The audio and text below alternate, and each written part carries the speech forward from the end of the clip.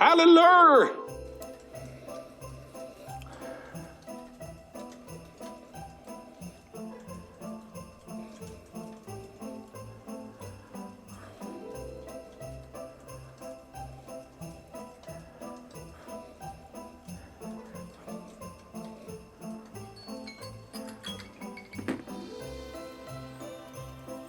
Knob Creek Single Barrel.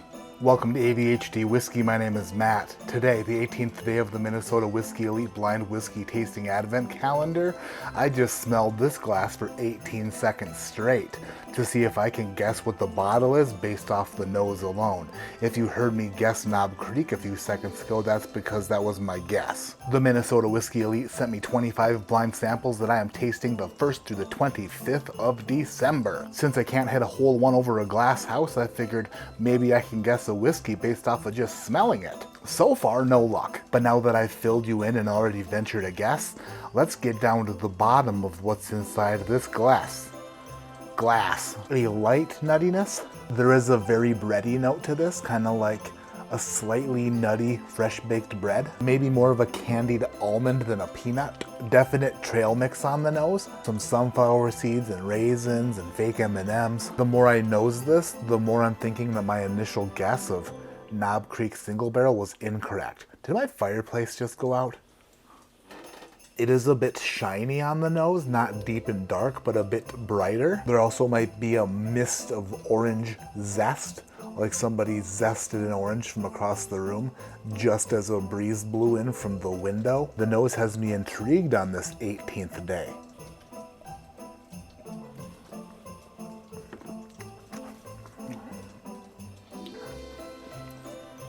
First sip on day 18, and we are dealing with a nutty bugger. This could be Jim Beam distillate.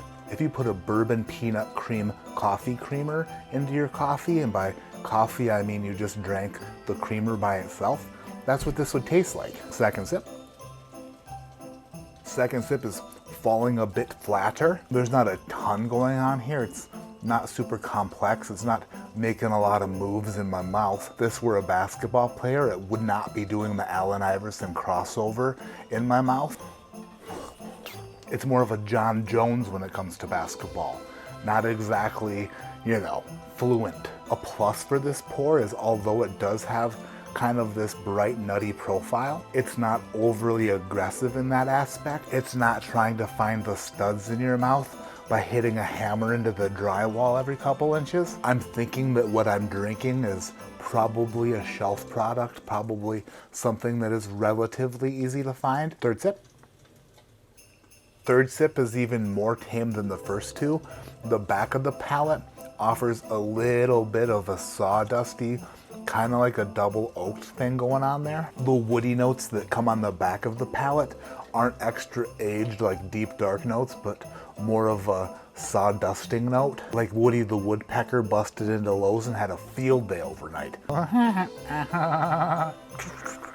Not very complex, not very high proof, pretty straightforward, not aggressive, very approachable. I'm gonna say that this whiskey today receives a score from me of 7.0. It is pretty good, bordering on good. 7.0 for the 18th day of this magnificent Advent calendar brought to you by the men, surrounded by 10,000 lakes. On day 18, in this golden glass was